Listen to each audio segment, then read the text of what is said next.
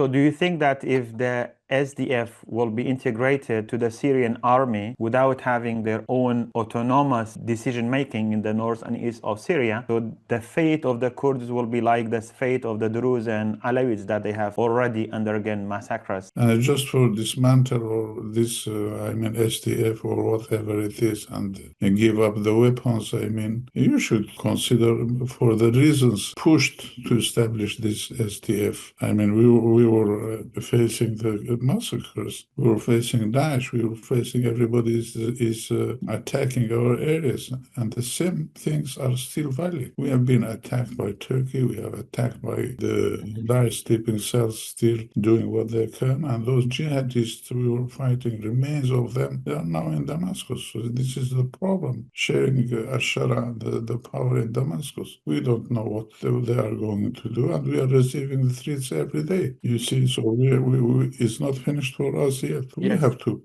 prepare ourselves, to at least, for self-defense.